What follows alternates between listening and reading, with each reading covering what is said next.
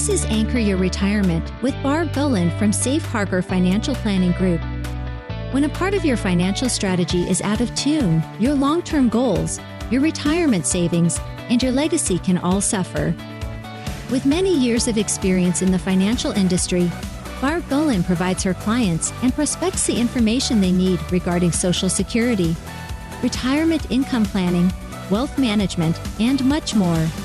Listen in as we address your financial concerns and provide helpful strategies to put you on the path to achieving your retirement goals. And now here is Anchor Your Retirement with Barb Gulin. Welcome to the Anchor Your Retirement podcast. I'm your host, Barbara Gulin, and I'm going to introduce my co-host today, Tony Shore. Hi, Tony. Hi, Barb. Great to be here with you today. Thanks for having me on the show. Well, as always, you're a great sidekick here to help us figure some of these things out. Well, I'm just along for the ride, and I'm learning from you each show, at least when it comes to finances, that's for sure. Okay, I'll take your word for it. Yeah. And I'm just here to provide some. I'm nothing but noise on this end. That's what I am. You're way more than noise, Tony. You're way more than noise. Once in a while, I come up with a good question or two. I'm trying to think, what would our listeners want to know about this topic? So, speaking of that, well, at first, we were talking before the show. You were without power for how long last week? 70 hours, 3 days. 3 days without power. And in the summer, that means without AC. And I can't live without air conditioning, Barb. I don't know how you do it. I am right there with you. Well, we got a little bit of a break because it rained. So it cooled off the air for a little while, and I finally opened some windows to try to get some fresh air in, but I also let in so much humidity. And for those of you watching this on YouTube, these curls are real, and it was frizzy. Yeah, you do have naturally curly hair, and I bet the humidity even exaggerates that fact. It was insane. It was insane. Yeah. Yeah. Yep, that's great. Well, you look great now, and so the hair looks great. Obviously, you're in air conditioning again. That's good. Uh-huh. Yeah. Yeah, it's a little cooler here today, but next week they said one day we're supposed to reach a high of well over 100, which is unusual for Kansas City. Yeah, the same. They said the same. I'm up in Minneapolis right now, and they in the Twin Cities area. And they said the same for here, that we're going to hit over 100 either end of this week, beginning of next. And for Minnesota, that's hot. And when it happens here, it's humid. As you know, in Kansas City, it's the same thing. It's very humid when it gets hot, right? That's crazy, yeah. So what are we talking about on the show today, Barb? Today, we're going to talk about the 5 parts of a financial plan when we're laying everything out for you and trying to figure out, when we're putting together that income plan for retirement. Like I've explained to people, when you're in your earning years, when you're making money and putting money away, it looks a whole lot different than it does in your distribution years. When we reach that top of the mountain and we're starting to work our way down to take money out, we've got to look at things differently than we do while we're still working and making money. Yeah. Well, that's a good point. You're right. It's like a 180, really. I mean, in our working years, we're taking our income and using it to create savings. And in our retirement years, we're taking our savings and using it to create income, right? So it's a complete... Precisely. And that's what people aren't good at. It's like, how do we do that? And how do we do that without making costly mistakes? And how do we do that without running out of money? We don't want that bank account to hit zero before our blood pressure does, right? No. I joke that I have some clients that are trying to time it so that they're spending their last dime as the second foot goes in the grave. Yeah, like they say, bounce. I want my last check to bounce is what they used to say. Of course, nobody writes checks anymore. I'm just showing my age, but yeah. I remember writing checks. Yeah, I do too. I still do every now and then. Yeah. Every now and then. I haven't written one in a while, to be honest, which is good. Yeah. It's good and bad. Anyway. You actually you actually really feel it if you have to write on a check when you pay your bills. You do. But when it's automatically taken out, it can catch you by surprise, right? It most certainly can. That's for sure. So we're talking about the 5 major components of a financial plan, right? Yep. So where does that begin? Well, the first thing that, makes the most sense, we're going to start out with cash flow. Okay. Because while you're working, you know what your take-home pay is, and you know when you're going to get paid, and you know how it's going to come in. So the first thing we're going to look at is what your cash flow looks like in retirement. Because obviously, most people get paid a couple of times a month, whether it's every other week or twice a month or something like, or maybe even weekly. Very few people are getting paid once a month while they're working. Right. But guess what? Social Security comes once a month.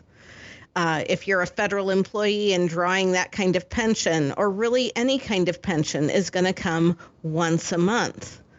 So, it's even that whole mindset and overhauling when you're going to pay bills and how all of that's going to work when you're getting that one check a month and it's got to last 30 days instead of 2 weeks. That makes that end of the month kind of tough for some people who were living check to check when they were getting it every week or every other week, right? Well, and even as they're adjusting to it, it can get a little bit scary. Yeah. So that's why we usually coach our clients to have a little bit more in savings as they're getting ready to transition to retirement. If you're a federal employee, your pension probably isn't going to start for 3 or 4 months after you retire. And even then, it's only going to be 60 to 80% of what they determine the final pension amount is going to be. So, you kind of get that pension in stages. You really do need to have some money put back in the bank so that you've got that to make sure that you've got all the bills covered. Yeah, for sure.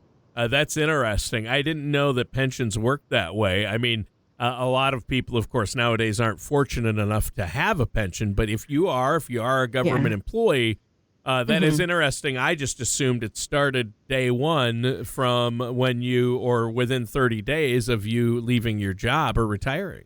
In a perfect world, you would think so. And maybe with some other organizations it does. But the Office of Personnel Management has to coordinate that for all federal employees retiring across the board, and they just don't have the infrastructure to get it done. So even though you're being credited for it and you will eventually get that money, right, you're not going to see anything for a good 90-ish days for the most part. Wow. Yeah. So you really do have to plan ahead. And again, that's a great reason to have a financial advisor like yourself to help you plan for that. Yeah, if you're smart, you've banked your vacation time for the last year because they're going to pay that out to you in a lump sum on the federal side. But other than that, you're at the mercy of what's in the bank. And if you need to, getting money out of your thrift savings plan to help make those ends meet. Yeah. Yeah. So cash flow is number one on our list of 5 things. And that makes sense, obviously. And when we're building it out, we're looking at what your take-home pay is now. The whole idea that you're going to spend less when you retire is a myth. It really is. Because no one wants to take a pay cut in retirement. It's like, I don't know, people assume that they're going to be able to live on, 30, 40% less in retirement than they do right now. That is a myth, isn't it? It really is. Your car insurance isn't going to get cut by a third just because you're retired now. Right. Your taxes, your property taxes aren't going to be reduced. Now, in some states, they do freeze that property tax level once you reach a certain age, but you can still have increases even within that level. Yeah.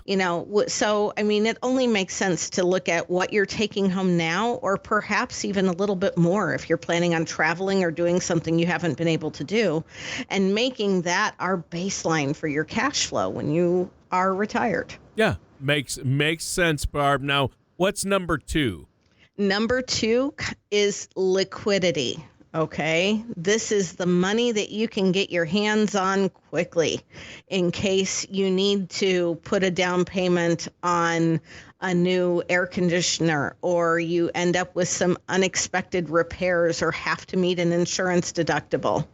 Okay, a block down the house from me, down the street from me, a tree hit a house and wow.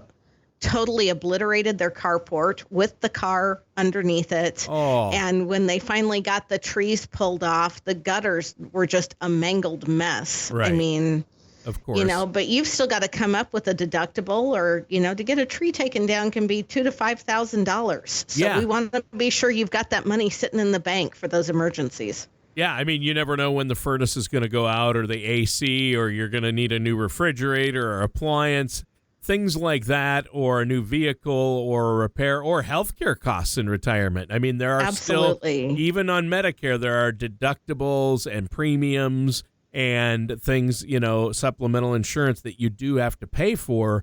And for those expenses, you need some liquidity, don't you? You really do. You don't want to have to go dip into your IRA or into your investments every time you have an unexpected expense. For sure.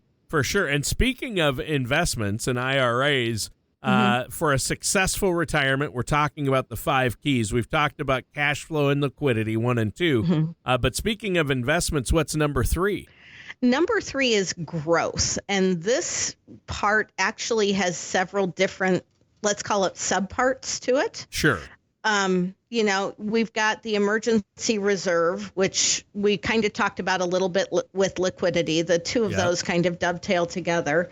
But then we've got what I call an old age account and a fun money account. That's interesting. I can guess on fun money, and that'll be fun to talk about.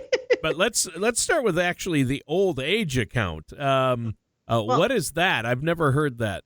Well, Tony, did you know someday you're going to be old? You know what, Barb? Actually, I'm not aging. I'm the exception. I'm not getting old. Okay, I'll make a mental note. I'll never bring it up again.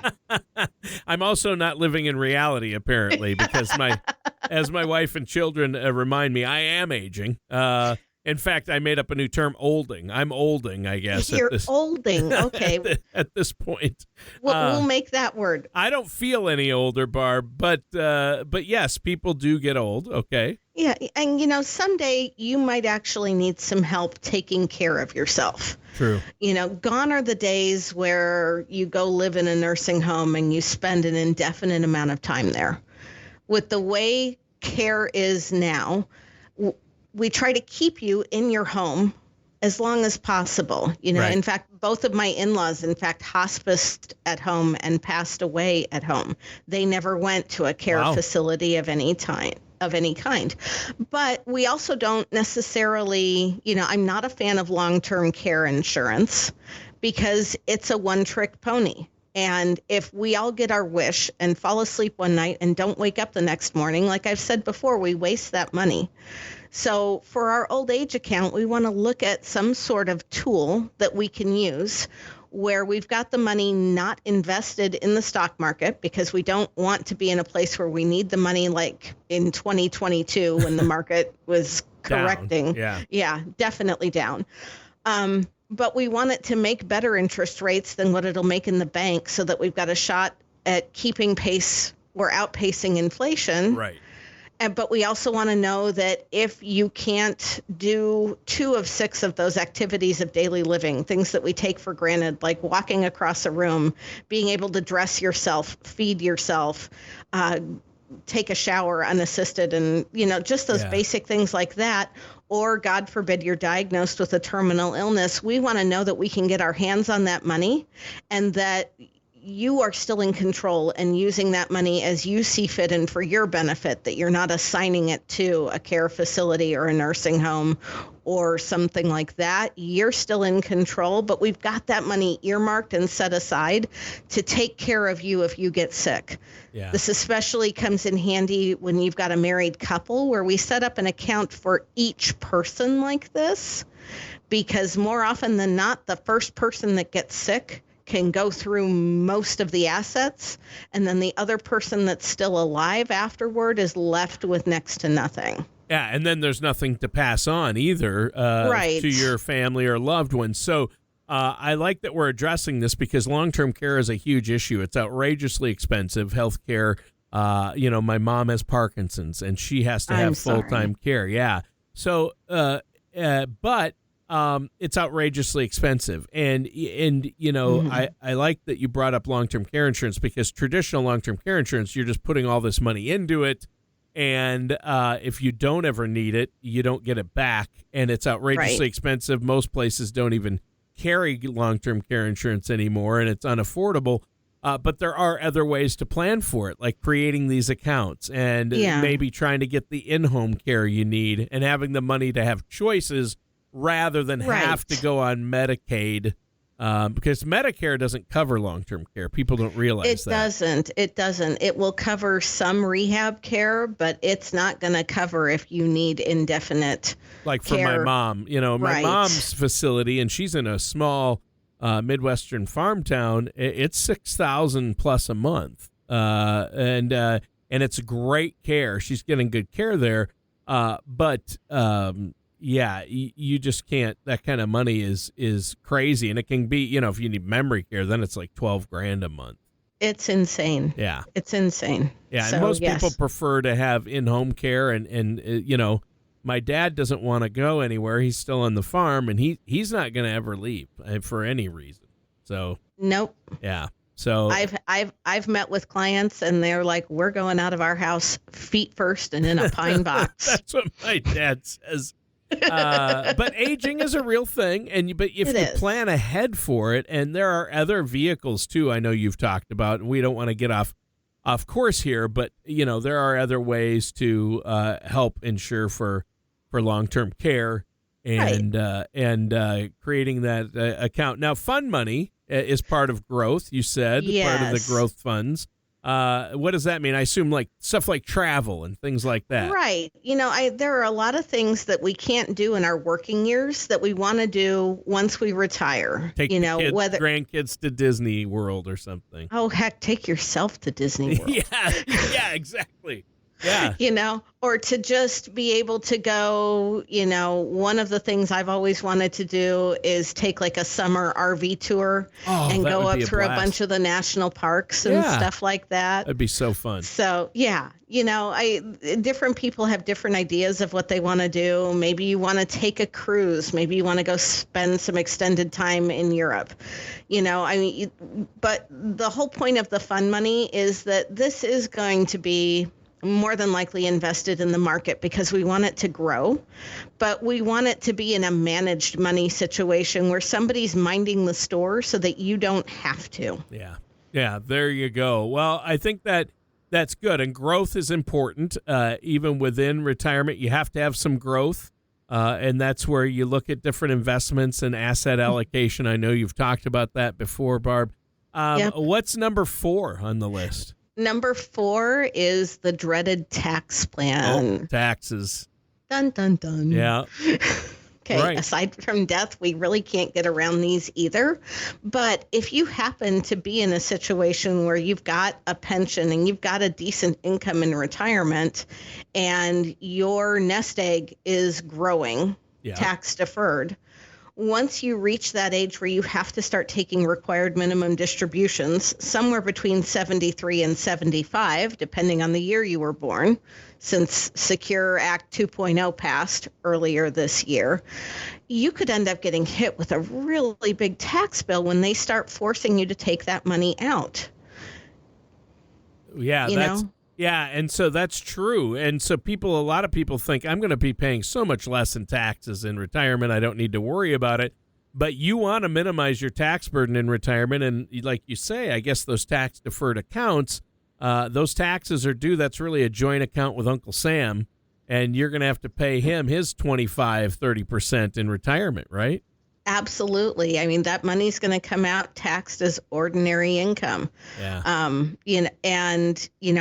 remember my grandparents having conversations with my parents, like we were talking about earlier in the show today, about living on less once they were retired. And that really wasn't the case. Yeah. I mean, especially nowadays. The cost of living and property taxes going up, things like that. So a tax plan, as far as having a successful retirement, in order to have a successful retirement, the reason this is on the list is you need to minimize that tax burden, right? And so there are solutions to that to make your retirement more successful. If you work with somebody like yourself, Barb, you can help your clients with that, correct? And our listeners? That's what we really do invest a lot of our time in doing for people and looking at what makes the most sense. Now, some people aren't going to need a very comprehensive tax plan because their nest egg is small and they're going to end up using a good portion of it to maintain their lifestyle.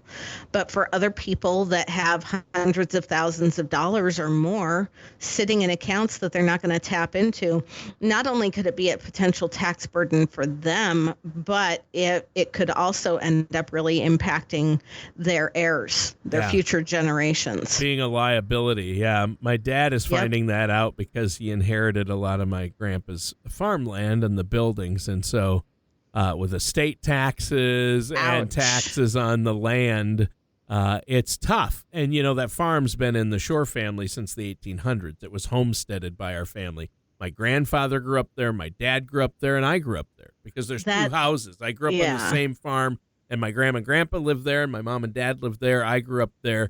And so it's crazy that when my grandfather passes away, at first they're like, well, you owe all this taxes. You're going to have to sell the farm to pay the taxes. And it's been in the family for years. I mean, and then it's in the state of Minnesota. So there are exceptions for farmland and for family farms, which helps. So that's good because we want to keep it in the family. But again, tax planning and working with a financial professional, can't do it without it. No, you really can't. Yeah. Or, you don't want to find out this is not the time to do a do-it-yourself project. Yeah, no, it's before Grandpa passes away. He needs a good financial planner on his side. So that's number 4, tax planning. And we've got one more left, the 5 keys to a successful retirement. What's the final one? Last but not least is your estate plan. Estate planning, which we were just alluding to, right? I mentioned. We are, yeah. And really, no matter how small your estate is, you have an estate. And regardless of whether or not you think you need a plan, if you don't create one, don't worry. The state already has one for you. Yeah, and you don't want that for your loved ones. You don't want to leave it up to the state and the courts. So you're saying people, in order to have a successful retirement, need to have an estate plan, which includes what's included in an estate plan, Barb? Well, the first thing that I'm going to touch on in the estate plan is the durable powers of attorney for both health care and for financial matters. Okay. And most people don't realize that that's part of your estate plan, but it really is. Because in the event that you're incapacitated and can't speak for yourself. If you're alive and conscious and can speak for yourself, that's awesome. If you're dead and you've got your beneficiary designations in place, well, that's not really awesome. At least it's not a headache. Okay. Right. Yeah. The problem is if you're somewhere in the middle where you're still alive, but you can't speak on your own behalf, it can be very difficult to be able to have for the person that you want to have the authority to make those decisions on your behalf when you can't speak for yourself if these documents aren't in place. Yeah. Yeah. And that's so true. And my parents and I recently took care of that. They took care of that. And my wife and I are planning on doing that as well. We're going to revisit it. We've had it in place before, but we haven't updated it in a long time. So you also have to keep it current, don't you? Yes. For those of you that had that trust or that will developed 15 or 20 years ago, if there's guardianship provisions in there for your kids and the grandkids are coming to stay with you for the weekend, it's definitely time to update those. Yeah. Very, very important. And I know, you're not an estate planning attorney, but you do take a holistic look at people's financial plan and creating a retirement plan. And it includes things like tax planning and estate planning. And that's why you work alongside CPAs and tax professionals as well as estate planning attorneys to help your clients, correct? Yep, not to mention the team of CFPs that we have that help us look at our overall plans and help us make sure that we haven't missed anything or that there isn't a better option out there for a given situation. Yeah, that is huge. Well, Barb, these are five huge points, and in the future we'll probably do shows break on each one, where we get into a few more details. Oh, yeah. But I think it's good to look at for people to know these five key parts because they might say, oh, I didn't even realize that was a part of it. Or, hey, I have one or two of those and I think I can manage that. But wow, to have all five taken care of and a written plan in place that covers that, that's invaluable. I mean, it's huge. And, gives everybody peace of mind, because if something happens to you through the tools that we have, like our generational vault, which we haven't talked about yet, but if you've got questions about that, you can always reach out to us at anchoryourretirement.com.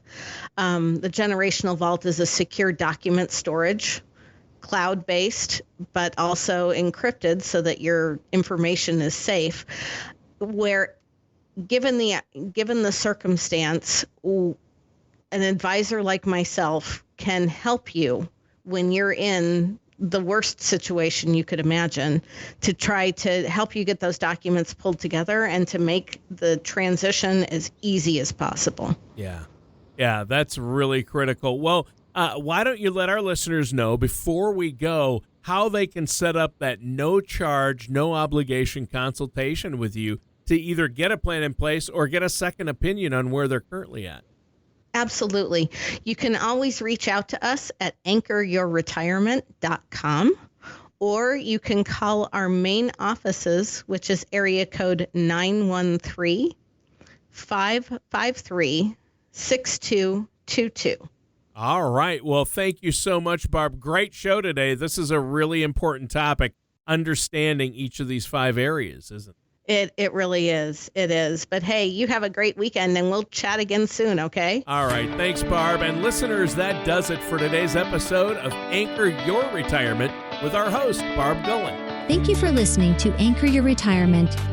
Don't pay too much for taxes or retire without a sound retirement plan. For more information, please contact Barb Gulin at Safe Harbor Financial Planning Group. Call 913-553-6222 or visit them online at anchoryourretirement.com. Advisory services are offered through Safe Harbor Financial Planning Group, LLC, a registered investment advisor in the state of Kansas. All matters discussed during the show are for informational purposes only. Each individual situation may vary, and the opinions expressed here may not apply to everyone. Materials presented are believed to be from reliable sources, and no representations can be made as to its accuracy. All ideas and information should be discussed in detail with one of our qualified representatives prior to implementation. We are not affiliated with or endorsed by the Social Security Administration, the Federal Medicare Program, or any other government agency. Calling this number will direct you to a licensed sales agent.